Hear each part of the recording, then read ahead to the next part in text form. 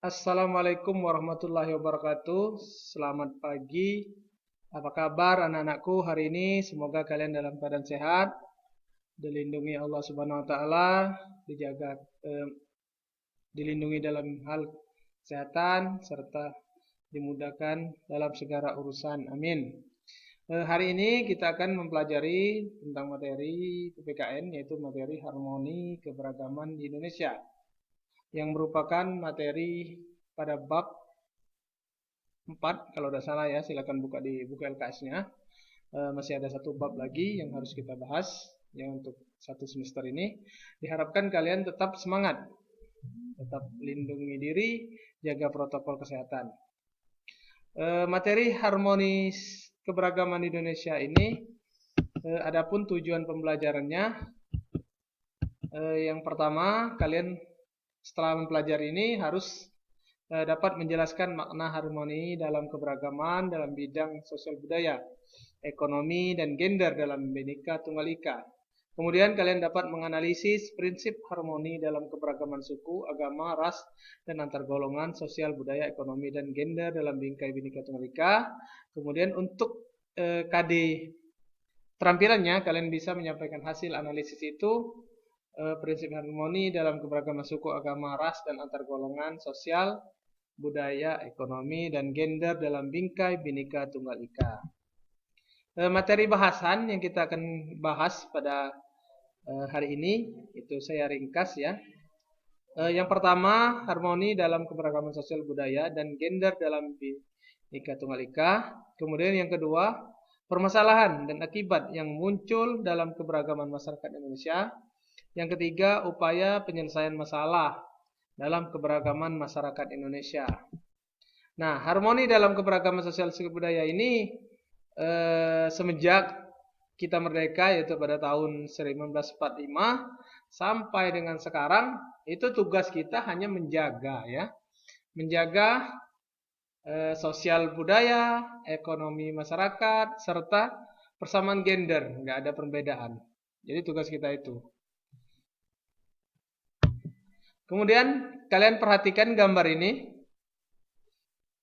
Gambar ini menunjukkan satu kesatuan ya, dari Sabang sampai Merauke, yang merupakan berbagai pulau, macam-macam pulau, kemudian macam-macam ras, macam-macam agama, kemudian macam-macam adat berkumpul. Artinya menjadi satu, yaitu bersatu. Maka slogannya satu nusa, satu bangsa, satu bahasa Indonesia di situ. Bersatu kita teguh, bercerai kita runtuh. Sumbernya blogdetik.com. Inti dari gambar ini menggambarkan bahwa keberagaman masyarakat Indonesia itu harus dijaga dalam keharmonisannya. Ya, itu tadi yang materi yang kita jelaskan dari awal bahasannya tadi sudah saya sampaikan. Harus kita jaga, harus kita dukung, dan tidak boleh membeda-bedakan. Nah, tapi pokok pembahasan ini mengacu pada sikapnya. Sikap-sikap yang harus dikembangkan dalam keberagaman sosial budaya. Yang pertama, itu tidak memandang rendah suku, agama, ras, golongan, dan budaya orang lain. Di situ sudah kita bahas di gambar tadi bahwa tidak ada pembedaan antara suku yang lain dengan suku yang kita pakai atau yang kita punyai dengan suku yang lain, itu tidak ada beda. Agama juga, agama yang kita miliki dengan agama yang lain, ada 6 agama yang diakui di Indonesia, yang meliputi agama Islam, Kristen Protestan, Kristen Katolik. Saya ulangi ya, Islam, Kristen Protestan, Kristen Katolik, Hindu, Buddha, Konghucu. Itu merupakan agama yang harus kita yang harus kita hormati, dan mereka agama yang dilindungi dalam konstitusi negara kita.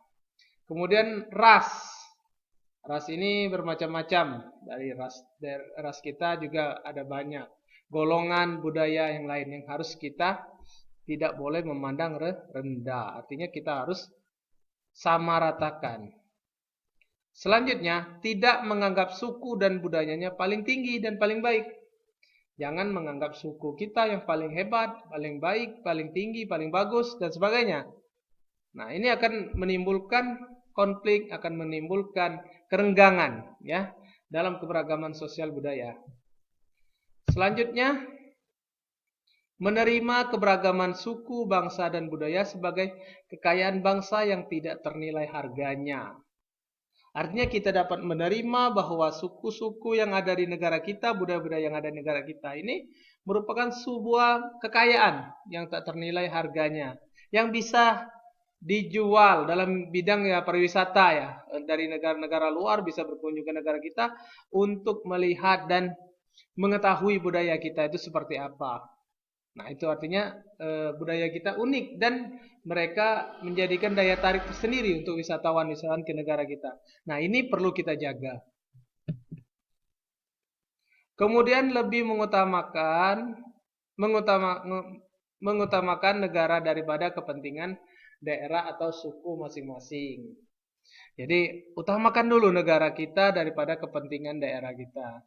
Toh misalnya daerah kita memang bagus, memang baik daripada daerah sebelahnya, jangan diinikan, jangan dikucilkan. Tetapi utamakan kesatuan kita. Oh, kita ini negara kesatuan Indonesia. Maka negara kesatuan Republik Indonesia yang harus kita utamakan. Selanjutnya, harmoni dalam keberagaman ekonomi masyarakat itu yang pertama mematuhi segala ketentuan peraturan perundang-undangan. Ya, itu yang pertama. Kemudian yang berlaku di negara kita, mulai dari Undang-Undang Dasar sampai dengan Perda dan Perda, kemudian sampai peraturan kecamatan, peraturan desa itu kita harus kita patuhi. Kemudian dermawan atau gemar membantu meringankan beban orang lain. Saling tolong menolong, saling membantu. Daerah lain ada bencana, kita bantu, kita tolong dalam bentuk apapun. Ya, dalam bentuk apapun yang bisa membantu mereka. Kemudian tenggang rasa atau saling menghargai. Ini paling penting juga. Jadi saling menghargai. Kemudian mematuhi kewajiban membayar pajak. Nah, ini paling penting. Penting juga. Kalau pajaknya tidak dibayar, gimana kita mau menikmati fasilitas yang diberikan oleh negara, di antaranya kesehatan, fasilitas kesehatan, rumah sakit, pendidikan. Kalau kita tidak bayar pajak, gimana kita mau memperbaiki fasilitas yang diberikan oleh negara untuk kepentingan masyarakat banyak, kepentingan umum. Maka pajak harus ditepati dan harus dibayar untuk yang wajib. Kemudian harmoni dalam keberagaman gender ya. Nah, dan gender ini saya gambarkan apa itu gender ya. Gender itu berkaitan dengan hak-hak laki-laki dan perempuan yang memiliki hak yang sama. Gen. Jadi gen perempuan dengan laki-laki itu sama, nggak ada perbedaannya. Kadang-kadang orang perempuan tidak boleh jadi pemimpin karena dipandang lemah gitu. Nah, itu tidak boleh. Makanya gender itu harus sama rata. Saya kasih contoh R.A. Kartini.